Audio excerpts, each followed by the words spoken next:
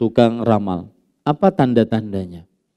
Tanda-tandanya ini penting untuk kita ketahui agar tidak mudah seseorang berobat dengannya.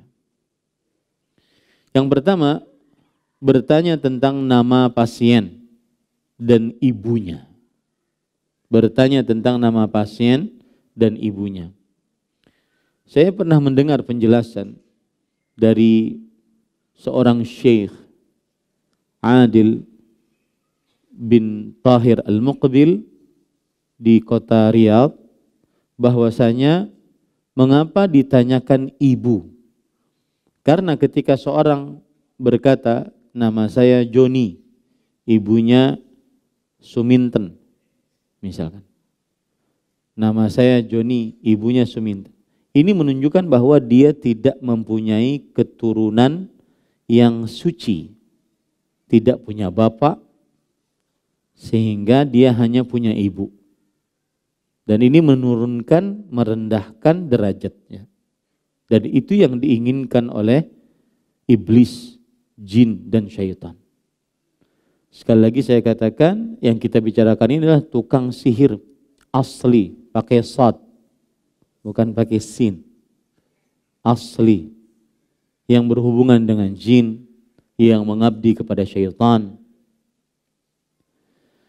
Kemudian yang kedua, meminta bekas yang dipakai oleh si pasien atau orang yang dituju yang ingin disihir, meminta bekasnya seperti peci, seperti baju, celana, atau apapun yang merupakan bekasnya. Yang ketiga adalah meminta hewan tertentu untuk disembelih, disajikan kepada jin. Dan biasanya hewan yang disembelih ini adalah hewan ayam. Karena ayam salah satu hewan yang membangunkan orang yang ingin sholat subuh. Ayam berkokok ketika melihat malaikat saat berganti tugas. Para malaikat berganti tugas, malaikat siang datang menggantikan malaikat malam, berkumpulnya pada sholat subuh. Makanya Allah Subhanahu wa taala berfirman, wa Qur'anal fajr, inna Qur'anal fajri kana masyhuda. Dan sholat subuh, sesungguhnya sholat subuh itu disaksikan. Disaksikan maksudnya adalah disaksikan oleh para malaikat yang senang berganti tugas. Malaikat malam ingin kembali ke langit, turun malaikat siang yang ingin menjaga di waktu siang.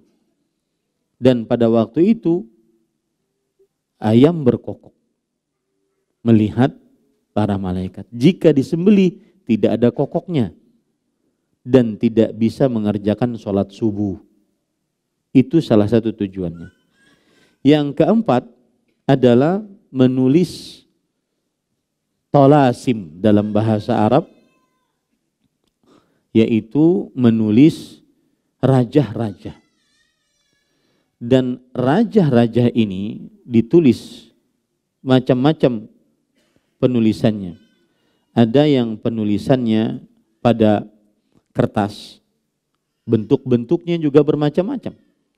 Ada yang huruf-huruf hijaiyah dipotong-potong, dicampur dengan angka-angka, dicampur dengan bintang, dicampur dengan rembulan, dicampur dengan tulisan nama Khalifah Rashidah dari mulai Abu Bakar, Umar, Utsman, Ali, agar orang terkecoh. Ini salah satu contohnya. Ini contoh dari raja. Ya. Kemudian juga diantaranya ini.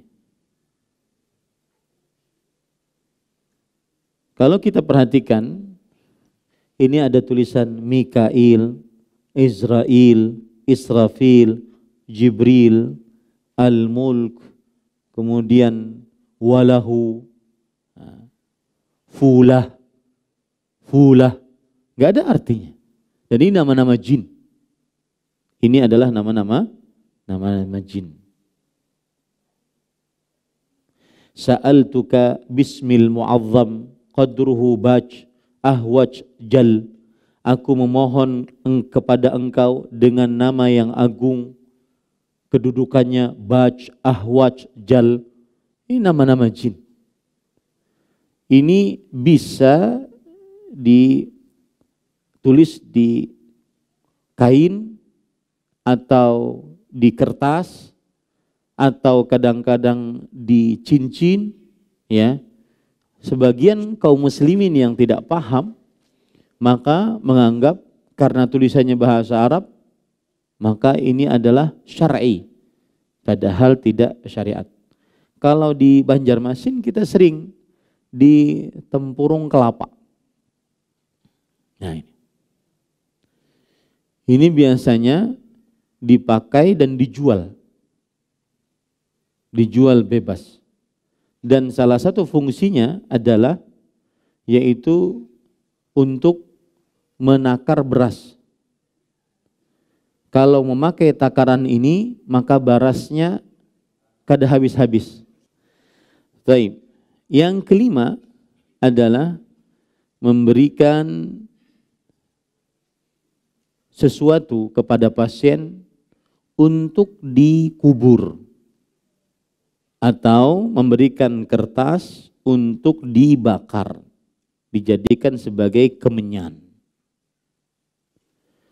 Kemudian yang keenam adalah tiba-tiba menerka nama pasien dan berasal dari mana. Dan ini sekali lagi saya katakan, ini adalah benar-benar murni bantuan dari jin. Bukan murni bantuan dari WhatsApp, bukan. Murni bantuan dari jin. Kemudian yang ketujuh adalah yaitu menulis di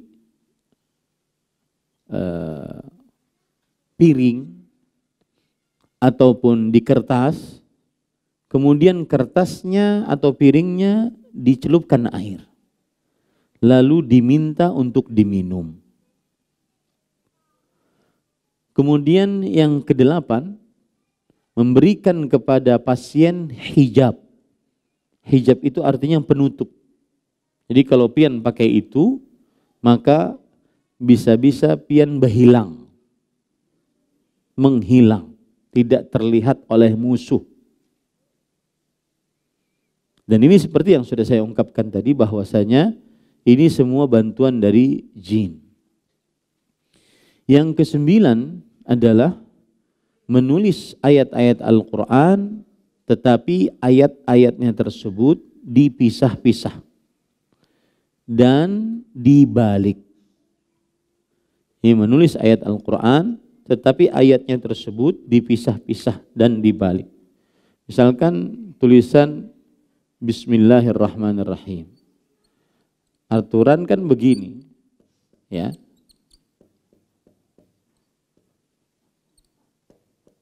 Menulis Bismillahirrahmanirrahim. Kemudian dia pisah, dimulai dari kiri, ba. Kemudian sinnya aturan kan begini. Sin aturan tulisannya begini. Dia mulai, ini menghinakan Al-Quran. Ini menghinakan Al-Quran. Kemudian aturan mimnya begini. Dia tulis, kayak apa kebalikannya? Nah, sama aja. Allah misalkan. Nah, gitu. Ya, kemudian Allah. Dia tulis satu-satu, ya. Allah, aturan kan begini. Allah. Dia jadikan gini. Ya. Dibalik-balik. Ini semua penghinaan terhadap Al-Quran. Nah, itu yang ke-9. Yang ke-10 adalah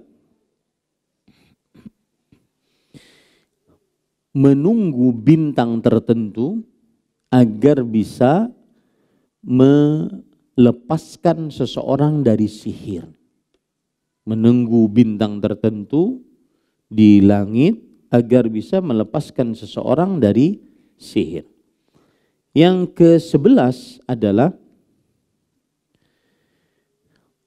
membaca garis-garis tangan untuk mengetahui di manakah barang yang sedang dicuri atau di manakah sesuatu yang sedang hilang.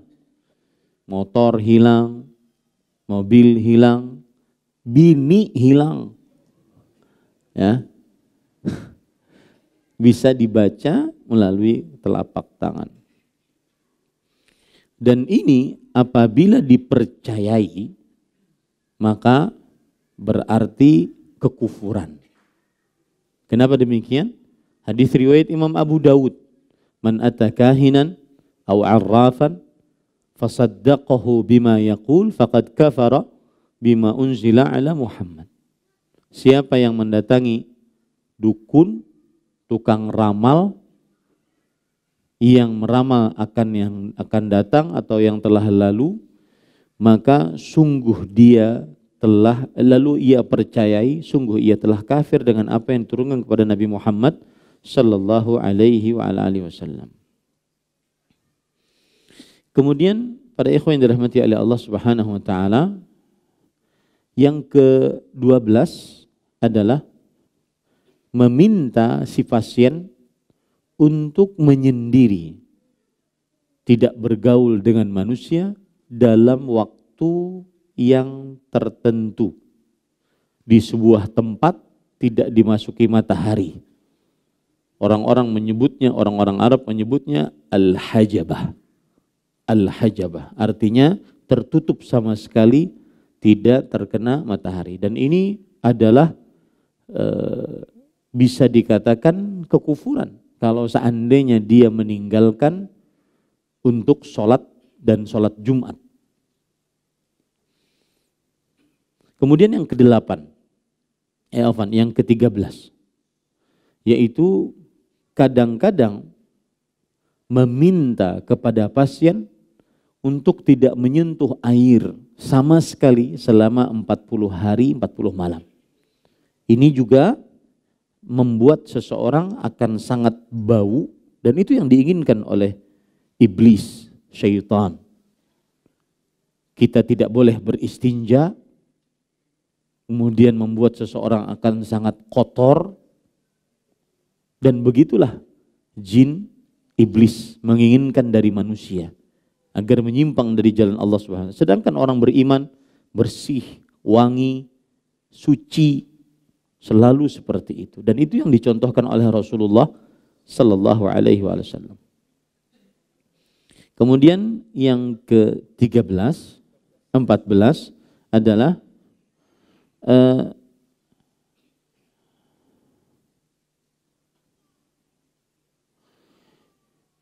menjampi-jampi dengan ucapan-ucapan yang tidak bisa dipahami dan tidak berbahasa Arab yang baik dan benar. Pokoknya tidak bisa dipahami.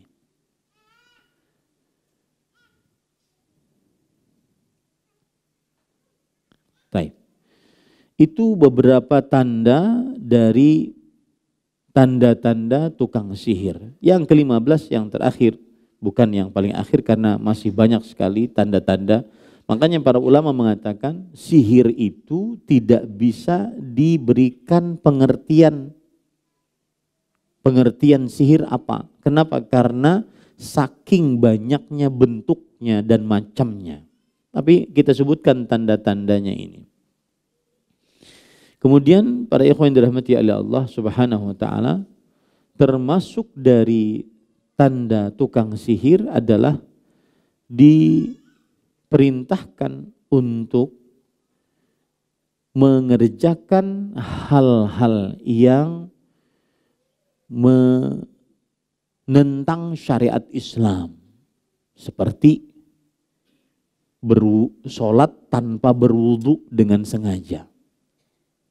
Sholat tanpa berwudu dengan sengaja. Menggauli wanita-wanita yang merupakan mahramnya.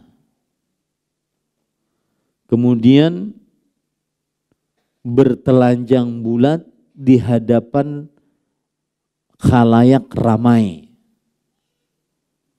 Yaitu ini semua sebagai bentuk penentangan terhadap syariat Islam.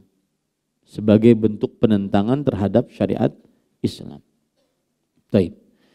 Kemudian termasuk tanda-tanda tukang sihir adalah meruqyah dengan ruqyah syirkiyah, syaitaniyah. Meruqyah syirkiyah, syaitaniyah. Ruqyah yang di dalamnya terdapat kesyirikan dan minta bantuan kepada syaitan. Di antaranya, satu, menggambar mata di telapak tangan. Mata digambar. Kemudian di pintu digambar. Dengan asumsi ini bisa menahan bala atau mengangkat bala. Bisa menahan bala atau mengangkat bala. Itu salah satu ruqyah syirkiyah syaitaniyah. Kemudian juga termasuk ruqyah syirkiyah syaitaniyah memindahkan penyakit ke objek yang lain. Seperti memindahkan penyakit ke kambing, memindahkan penyakit ke telur, memindahkan penyakit ke macam-macam.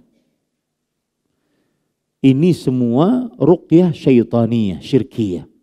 Karena minta bantuan kepada jin. Saya pribadi pernah melihat ini. Waktu itu saya tidak tahu dibawa oleh orang pengobatan. Kemudian di dalam pengobatan itu malam, jam 1, jam 2 malam.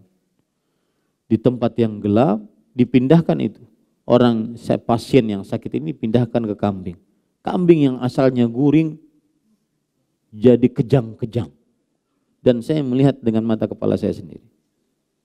Ini termasuk kesyirikan dan perbuatan dosa besar. Karena terdapat di dalamnya penyiksaan terhadap binatang. Rasulullah SAW bersabda, Innallaha katabal ihsana ala kulli syai. Fa idza dzabhtum fa ahsinu dzibh wa idza qataltum fa ahsinul qitlah.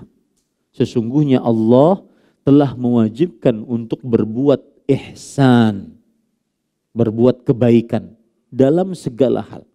Jika menyembelih pun harus berbuat ihsan. Jika membunuh pun harus berbuat ihsan. Maka ini tidak dibunuh, dibiarkan kambingnya menjadi kambing yang stres, gila dan semisal.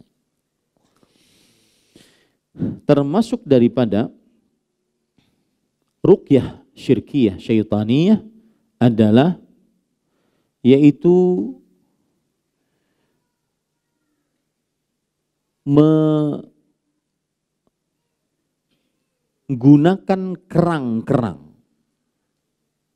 yang ada di pantai atau di lautan sebagai bentuk pengundangan kepada jin. Kerang-kerang tersebut. Karena mereka meyakini bahwa kerang-kerang ini adalah tempat tinggalnya syaitan. Kemudian termasuk ruqyah syirkiyah syaitaniyah menaburi uyah, garam di sekitar rumah atau membasuh pakaian dengan air lautan dan yang semisalnya. Ini termasuk daripada ruqyah syirkiyah syaitaniyah.